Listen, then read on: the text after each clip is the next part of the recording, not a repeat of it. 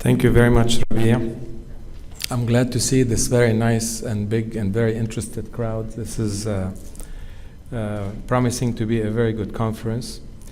So I'm going to deal with the topic of how to deal with calcified lesions. And to begin with, let me remind you that the prevalence of coronary artery calcification is age-dependent and also sex-dependent. So it goes up with age, occurring in 90% of men and 67% of women older than 70 years of age. One question that our patients ask us, how can we prevent it? Can we, if we eat low calcium diet, can we do something about it? And obviously the answer is no.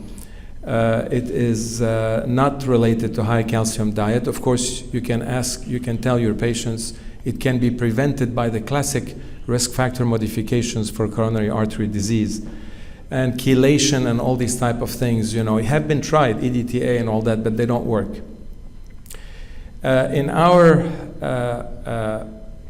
So basically it's the result, coronary calcium is the result of aberrant regulatory mechanisms rather than simple calcium overload. And there are, as you know, two recognized types of calciums. The type we deal with most of the time in coronary artery disease is calcium that is in the intima. It's almost always in the intima.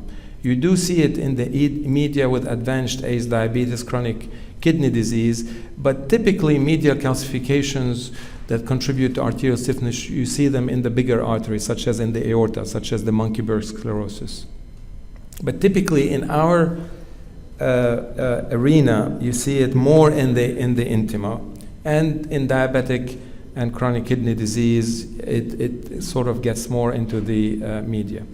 As you know, that coronary artery calcium for us interventional cardiologists pose higher risk of suboptimal stent deployment, higher risk of angiographic complications and adverse clinical outcomes. It is probably the most difficult thing we deal with in interventional cardiology. You can have a very complex lesion, but if there is no calcium in it, it would be a much easier lesion to deal with, even if it's a bifurcation lesion, much easier lesion to deal with than the one with calcium. The calcium is our worst enemy.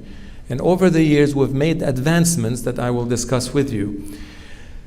Intravascular ultrasound is a very important tool to help you prepare your procedure better. It gives you quite a bit of information. Remember, for example, that intravascular ultrasound can depict soft plaque, such as this here. It can depict mixed plaque, as you can see here. Here you see, for example, why is it mixed? This is soft, and this is calcium. How do we know that this is calcium? It's a bright, dense, white, echogenic presentation with drop-off. This is the typical drop-off that you see with intravascular ultrasound. So bright white echoes with drop-off means calcium. That's how you can really know the calcium by intravascular ultrasound. This is an example of this white bright echoes with drop-off almost 300 degrees, almost circumferential. And this is important to know about intravascular ultrasound because it will make a difference in your strategy, how you're going to approach it, and whether or not you're going to use, for example, rotablator or not. So ultrasound is a good tool that will give you additional information. Probably the worst that we can deal with is when you have a tortuous calcified artery. This is a tortuous calcified artery. It is a still frame, so you're not going to appreciate the calcium. But it is quite calcified at the corner and in that mid lesion. It so happens that in here there was another lesion that was also evident on a different view. But the point that I want to make from this slide is when you see a slide like this, an artery like this, especially that is calcified, you're going to have to expect problems and anticipate your steps. First, you have to think of guider support and whether or not you want to use, for example, an Amplatz. I don't quite immediately go for an Amplatz, although sometimes I regret it. In the United States, we used to have a slew of different guiding catheters back up for the right that we don't have here. for financial, you can't have everything in your armamentarium in this part of the world, and we just have to live with this.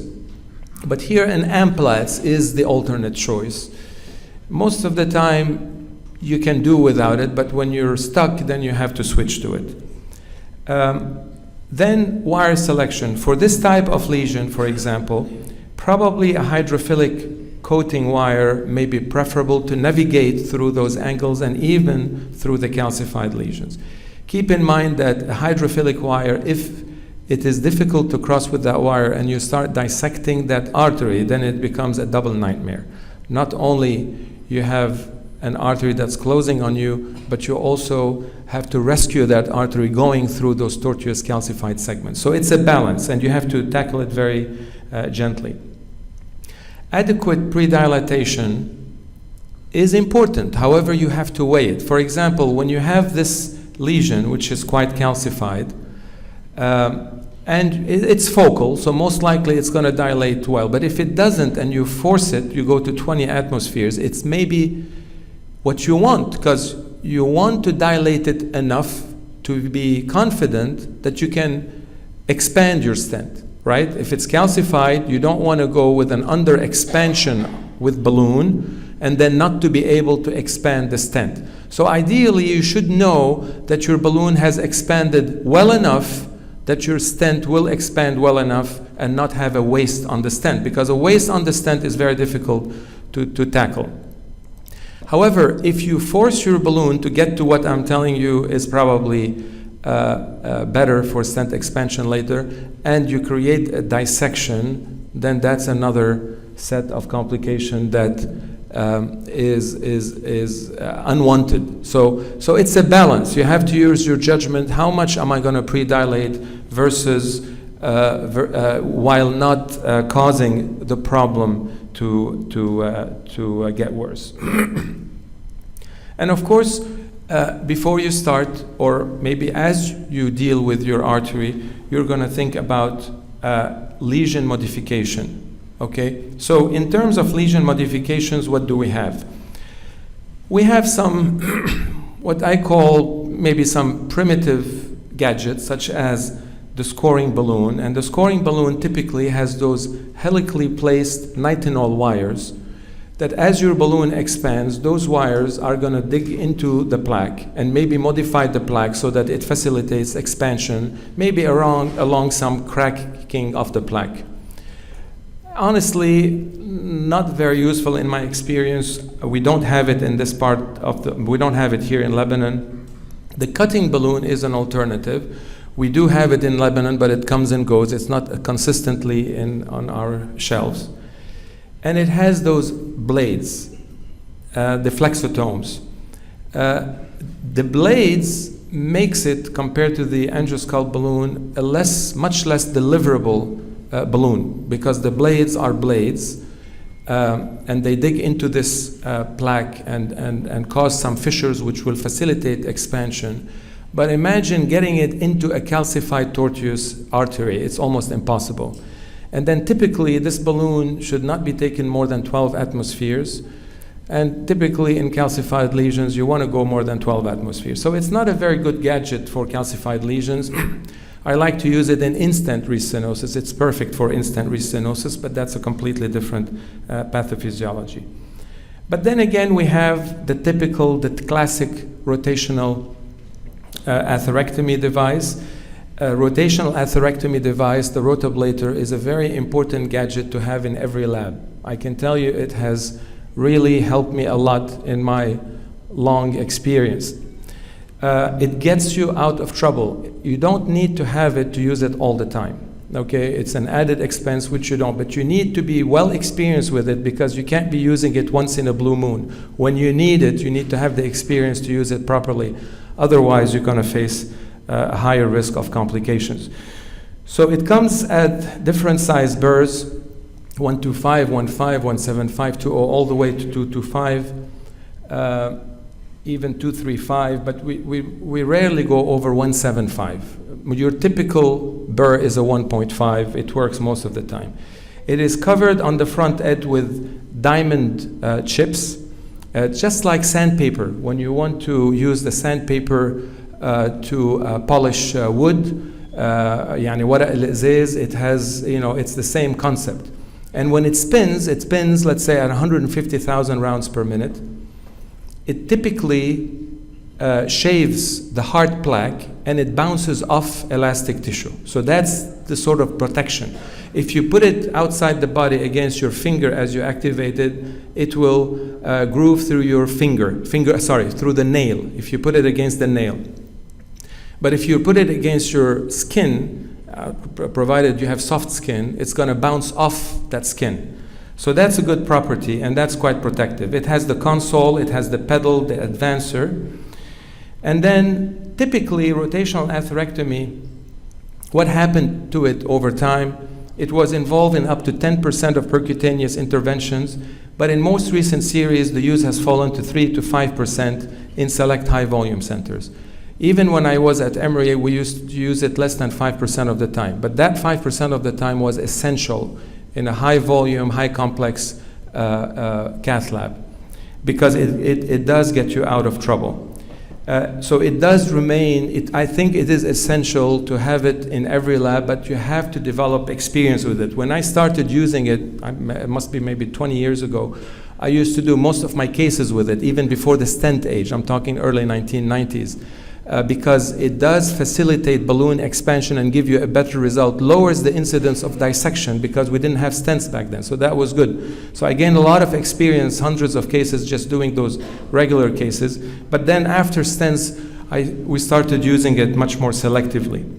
But when you have a typical easy looking case such as this, and you know that your balloon at 20 atmosphere does not dilate, then what do? You cannot put a stent, right? I mean, typically you cannot put a stent where the balloon has a big waist on it. So this is a very simple example of where that can work. Usually we use a single burr. There is, of course, some rules to follow, such as the burr to artery ratio should not exceed 0.6. Rotational speed, we used to start at 200,000 rounds per minute in the early experience, in the late 1980s and early 1990s, and then with time we learned that it's better to go lower, so now we go at 140 to 150, and then we do this pecking motion on until we cross. We do this, and then we do this polish round, short ablation runs. Why? Because it pulverizes the plaque, and this is it renders it into less than 5 mics in sand-like material that basically dissipates into the circulation. But if there is a lot of it, it can cause no reflow or slow reflow. Okay, so we do it very gently in small bursts, and then we do this final polishing run.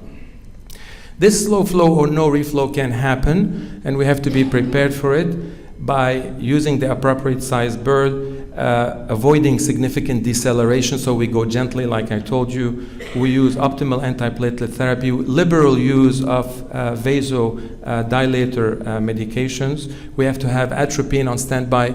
I used to use pacemakers on all the dominant arteries, but not anymore. With better experience, we've learned that you can do without a pacemaker, even in a large dominant artery, provided you know how to advance it slowly and gently and progress in a meaningful manner. And of course, you have to be prepared in case you have hypotension, especially from no reflow or no flow, and use vasopressors. Sometimes you have to get to the intra-aortic balloon, but this is extremely rare. This is, I hope this plays now.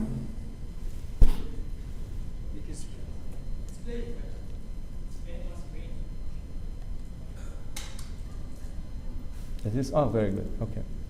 So this is, okay, you can see the lesion. You can see the lesion in the mid-LAD. You can appreciate the amount of calcium in that first lesion, and then there is so this is something, obviously you could say, most likely it'll work well with the balloon. This one happens that the balloon did not expand well. So we use the burr. Now this is the polishing burr run. This is not the pecking motion of the burr, because it took us quite a bit to get to this point, okay? So this is the polishing, and it gives you, and then the results after the polishing is not important. You're not gonna see a major difference in the lumen between pre and post. But what it does is that it cracks the plaque and it creates little fissure to facilitate balloon expansion. And that's the beauty about the burr. And then, of course, after that, balloon expansion, balloon angioplasty, a little dissection up there, stents. I think this one took 2 stents, and the final result. So it is, in a case like this, if your balloon at high pressure does not expand, in fact, I don't even have to go to a high pressure to know. If it starts, if this lesion seems to be a bit resistant, then I switch to a rotablator. Okay, we're very prepared to immediately switch to the rotablator. Our team is very experienced with it, and it really makes a big difference in the result.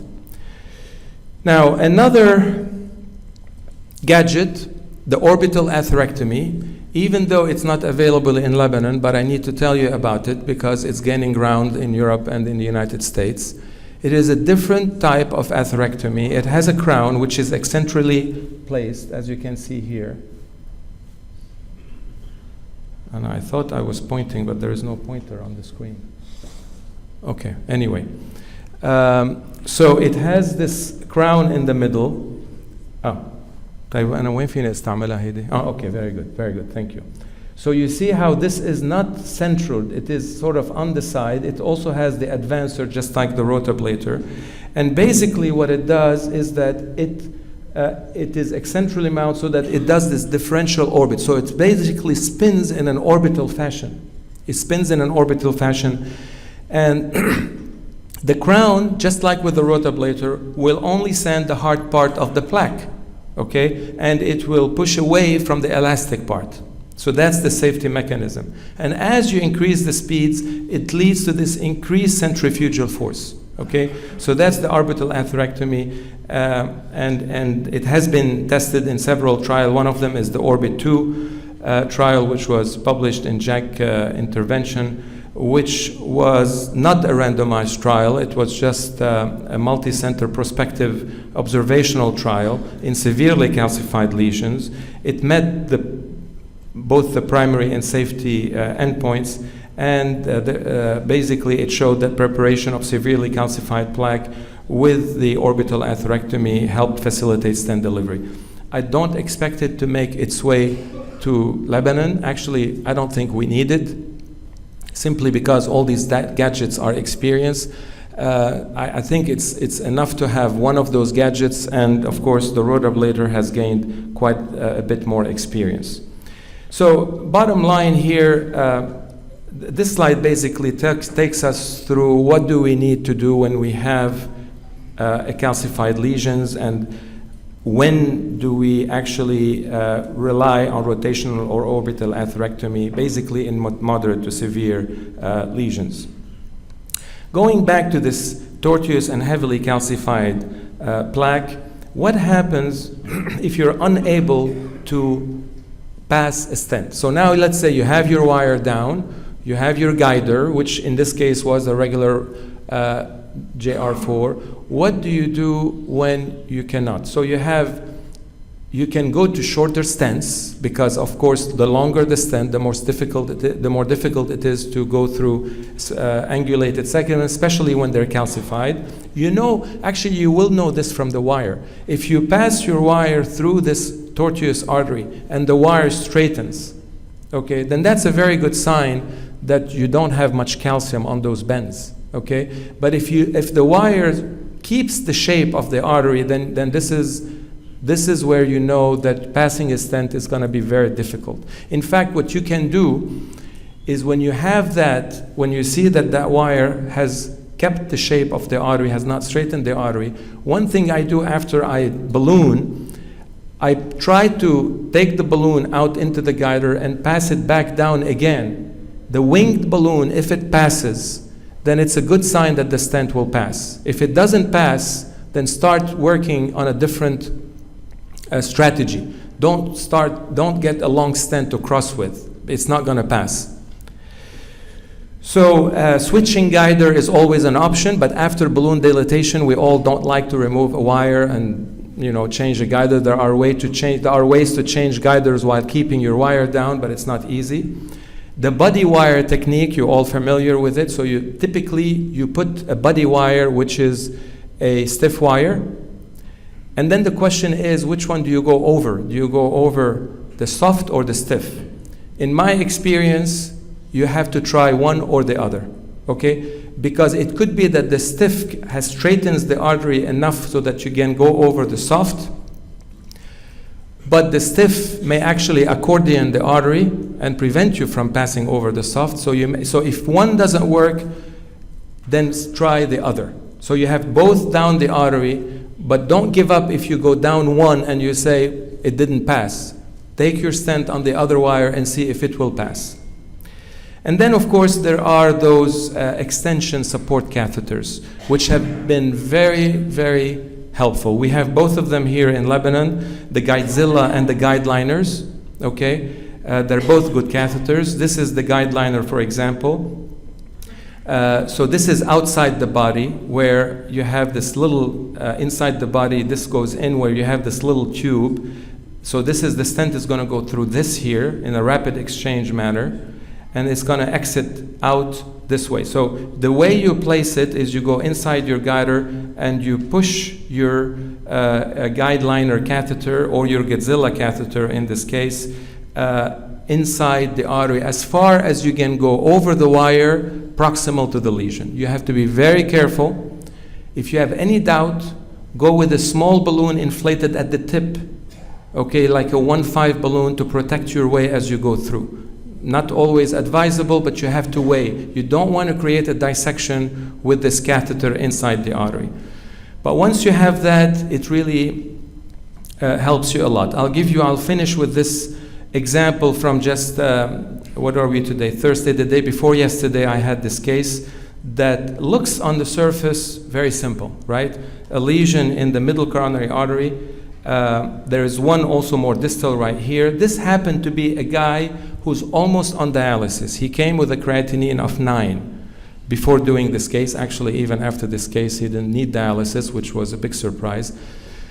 But we knew that there was quite a bit of calcium, so even that bend up there is not going to yield. Okay? Even that bend is not going to yield. Simple bend will not yield if you have a lot of calcium. So it's hard for you to appreciate it, but if you notice on this view, before dye injection, you notice here the calcium. You see all of this here? This is the calcium in the artery.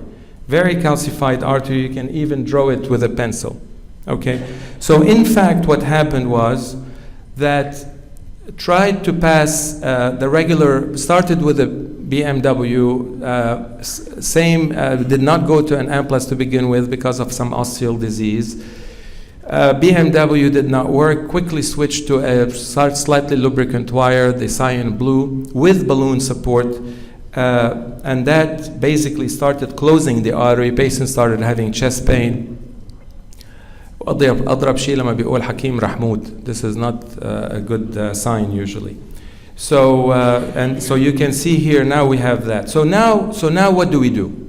مين بيقلنا هلا? Okay, so now what should be my next step? So I tried the regular balloon support with, first of all, BMW alone. Didn't go. Remember, the channel looked very simple. Very focal lesion, simple channel. It didn't look like a complex channel whatsoever, but I expected and warned the family about potential complications because of this calcified. You don't have the maneuverability that you have in non-calcified lesions. So who can tell me what they would do next in this situation? BMW with support, cyan blue with support, balloon support, did not work, artery closed. Microcatheter with a different wire. So we've heard a nice talk about the wires. The Fielder XT 0.009 at the tip would be a nice one. With a fine cross, you have different types of microcatheters. So that one crossed, and in fact, it wasn't difficult once you had the fight cross. And now you have, we were able to advance. This is the tip of the fine cross, and this is the Fielder XT. So now we advanced the fine cross, and now you have you have to switch. You have to get your fine cross out over a short wire. So we've learned also from the previous nice lecture that there are different ways to do that. One of them is to use the trap technique, or else just use a long exchange wire. So we used a long exchange wire and switched. But then now we have this long wire inside the artery. We pushed a 2O balloon, a 2O fresh balloon, and it did not cross. Okay, did not cross. Guider backing up. And of course, at this point, you don't want to force it so that everything flies out after all this work. So now what do we do?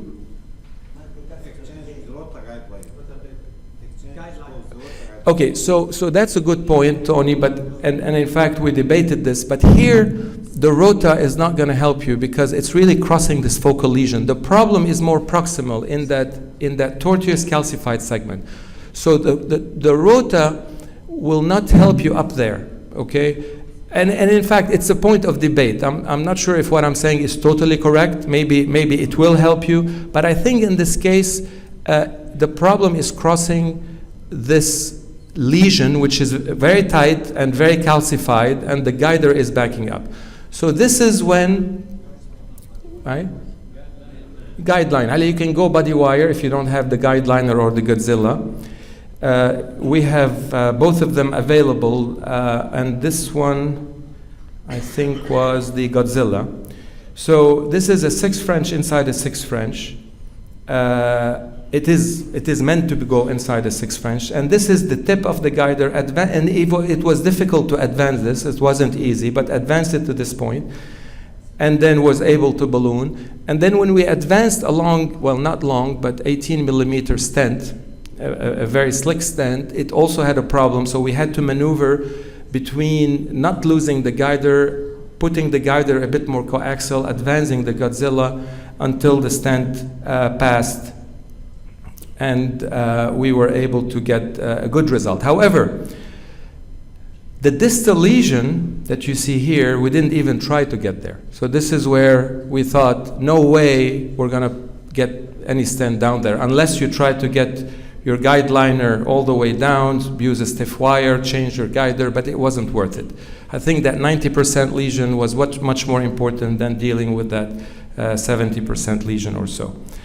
So this is sort of, so I think in our cath lab, this day and age, we need to have all these gadgets at our disposition if we want to tackle not necessarily what appears to be complex lesions, but lesions that may, on the surface, look simple to do. This one looked simple, but the calcium gave it away that it's not going to be that simple. But then the exchange catheters, the extension catheters, the wires, the type of wires, the guiders, the rotablator, we need all of this if we want to tackle these type of lesions that maybe on the surface look simple, but then we get stuck when we start advancing through the case. Thank you very much.